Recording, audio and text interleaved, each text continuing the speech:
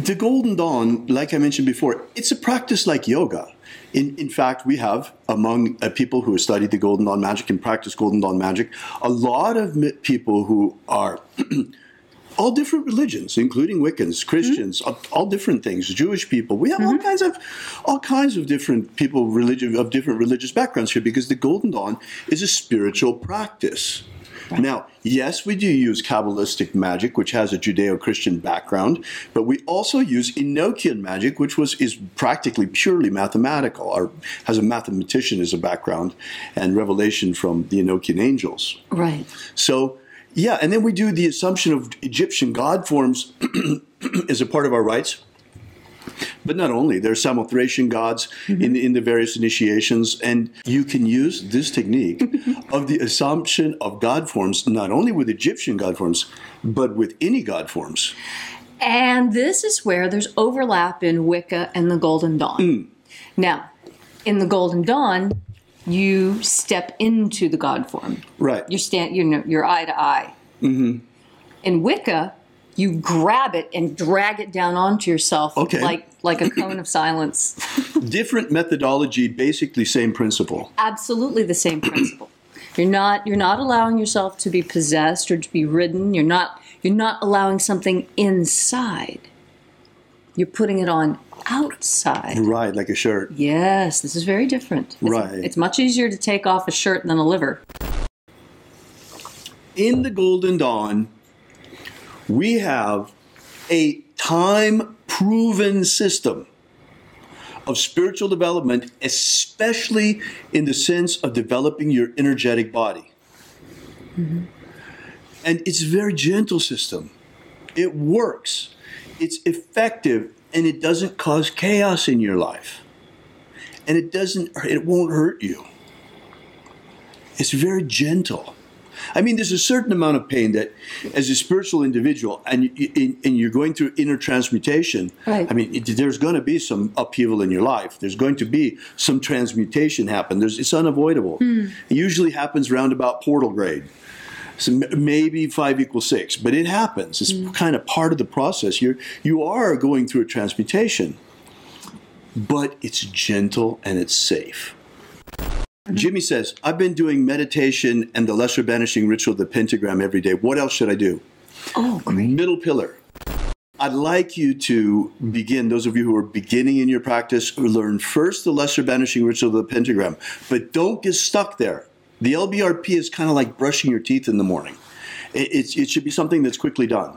It's not something that you need to spend an hour doing an LBRP. It should take 5 minutes, 10 minutes at the most to do the whole thing.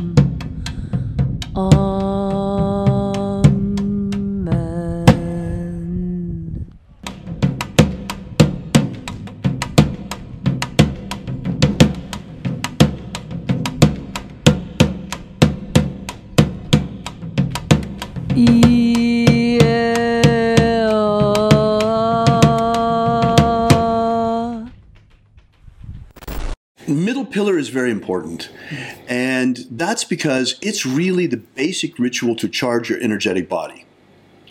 With the LBRP, you're cleaning up. You're purifying your energy. You're cleaning your space. You're creating a safe space. So you should do an LBRP to begin with, and then right afterward, do your middle pillar. That should take about, with circulation of the body of light, about 30 minutes. And then do another LBRP at the end to send things away, anything that happened to be attracted by the ritual. So to do the whole thing should take 45 minutes, maybe if you're doing an elaborate setup, maybe an hour altogether. to set it up and break it down? Right, right. Yeah, it really shouldn't take all that long at all because you don't, there's certain things that you don't have to worry about when you're doing it for yourself. Now, the other thing that people ask me, the beginners are asking all the time is, what if I don't have a place where I can set up an altar and do all of it? You're going to eventually set that kind of stuff up for yourself. You're going to want to have a special place with all of the special symbols and things that, that remind you of the special state of mind you get in every time you come to do your magical work. Mm-hmm. But it doesn't have to be that way. As you've seen from our morning rituals, and we're really trying to get magic out of the closet, and that's one of the reasons we're literally out of the building. Magic has left the building and entered nature. So every morning we're out there. I don't care how cold it is. We're going to be out there all winter, every morning, even sub-zero. This morning, almost sub-zero. Oh, it was quite brisk, actually. So, including, there are techniques, very, very, very powerful techniques at the third order level within our context for spiritual ascension and the development of the solar body that are extremely powerful, that would hurt you if you were to do them now without proper preparation.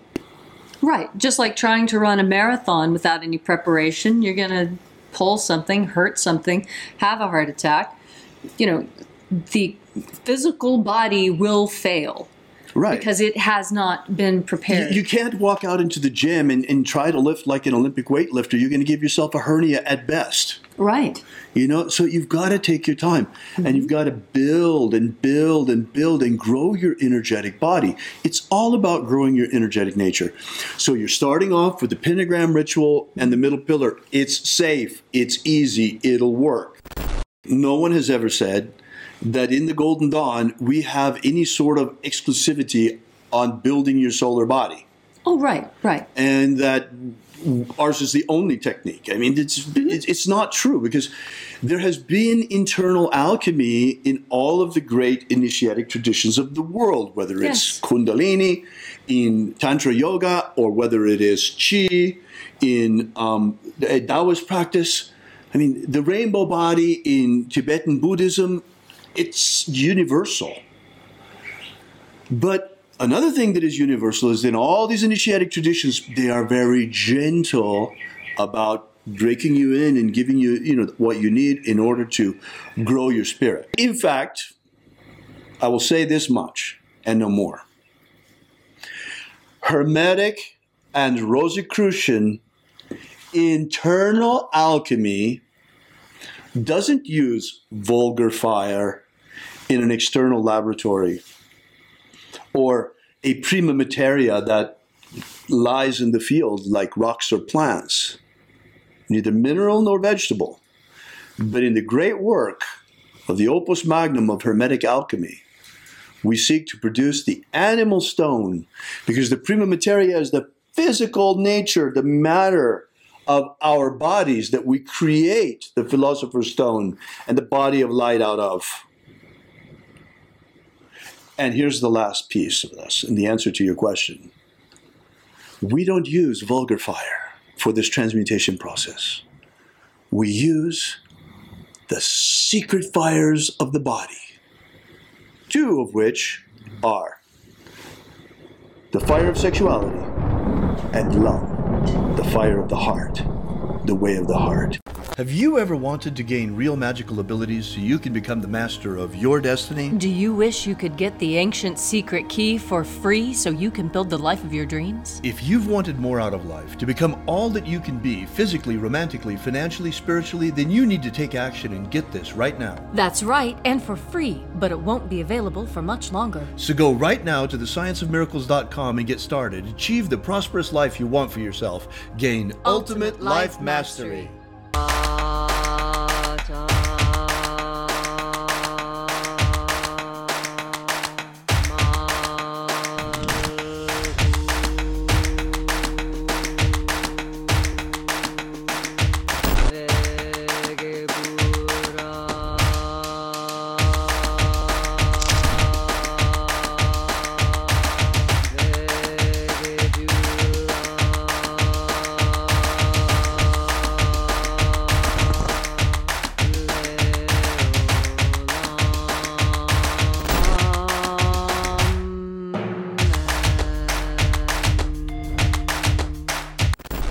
Are you familiar with the Rosencrucifer with, what's his name? He's popular in the States. He's the president or the from the Golden Dawn. What's his name? Oh. David Griffin. David Griffin. David Griffin. David Griffin. Have David Griffin. I saw an email yesterday that he sent out about, you know, there's a magical war going on. Demons of the infernal realm. All of them. There is really a magical war going on. There is a guy called David Griffin who is heading all these magicians. David Griffin is S.L. McGregor Mather's present successor. David Griffin. David Griffin. David Griffin. David Griffin. I'm Golden Dawn Imperator David Griffin. David Griffin. David Griffin. David Griffin. David Griffin. You know, there's a magical war going on. So there is really a magical war going on.